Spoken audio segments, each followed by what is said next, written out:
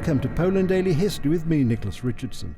In the previous episode, we discussed the love story between Wiesława Pajdek and Jerzy Śmiechowski, two political prisoners who met in 1947 while jailed in the infamous Mokotów prison in Warsaw. They started communicating through a cell wall by tapping Morse code messages and fell in love without ever having seen each other. We arrived at the point in the discussion when Śmiechowski, after having been released earlier, returned to prison to marry the love of his life. Śmiechowski had his father as his wedding witness. Miss Pajdek had one of the, not sure what the name is for, a female correctional officer, I guess, as her witness. Later they were taken back to the cell where she had a post-marriage party with three of her cellmates.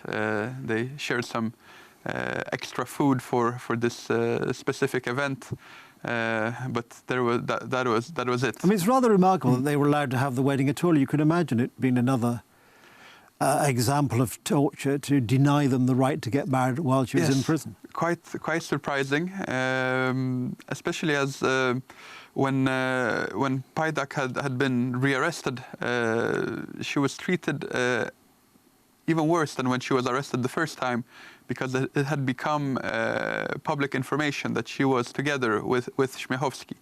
As I mentioned in a previous episode, Pajdek was the member of the PPS party. The socialists who later split, half of them joined the communists, you can say, the other half remained in opposition. But they were still somehow ideologically close to the communists. Śmiechowski, on the other side, he had been a member of the military underground named the NSZ, the National Armed Forces, Narodowe Siły Zbrojne. So this was the ideological opponent by 180 degrees, you could say. They were the nationalists versus the communists. So when she was taken in to jail the second time over, they would mock her and be such a good daughter of a socialist leader. How can you be with that bandit, Śmiechowski? So she received a lot of extra poor treatment because of it, and yet they allowed them to marry. So it was quite strange. But what was even more surprising was that she was released earlier than she thought. She was released just a month after the wedding. Śmiechowski wasn't prepared for that, and she came home to him, ringing on his doorbell early in the morning. He opened up in the pajamas, and initially was quite puzzled as he didn't recognize his own wife. It took a second. He said that until a smile appeared on her face, he wasn't sure who was standing in front of him. He had only seen her for maybe a total of 40 minutes, and now that she wasn't dressed in this prisoner outfit, but in civilian clothes, it was even more difficult for him. But he finally recognized her, let her in. She moved in straight away, and the marriage was very happy and successful. They had 2 children. They lived together for more than 50 years. They were both involved in veterans organizations later on. They would lecture for youth, telling them how their experience had been. And Mr. Śmiechowski was the one who passed away first in 2008. Wiesława Pajdek 3 years later in 2011.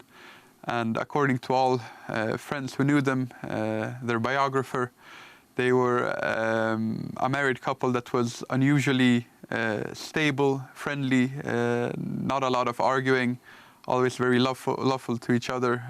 A truly successful marriage, which was born in the most difficult of circumstances. Almost unimaginable. I mean, we come across this often in these historical programs, given the history of this part of the world, that the unimaginable difficulties which people go through. Yes. And some don't survive, and others, like our couple today, survive until, well, a few years ago. Yes, and managed to overcome their difficulties, what could have been emotional and mental scars for life, but they managed to keep each other's spirits high. And who knows, if they didn't end up cell by cell, it's quite possible that either they wouldn't have survived prison or they would have left it, but scarred for life in such a way that there would have been no quality of life to speak of after being released from prison.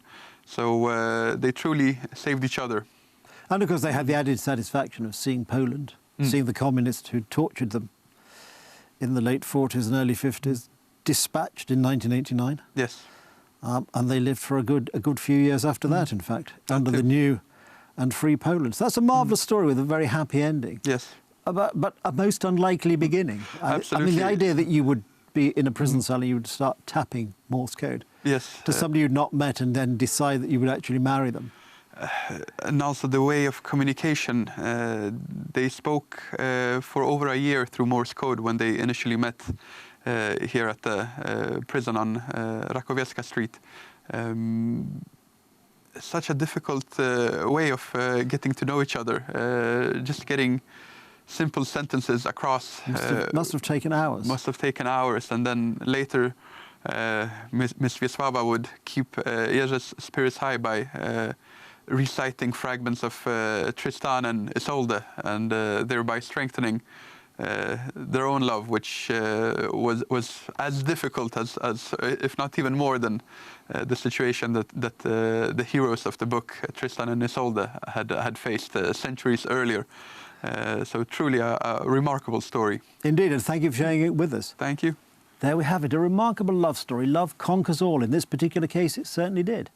I hope you've enjoyed it as much as we've enjoyed telling you about it, and we look forward to seeing you next time on Poland Daily History.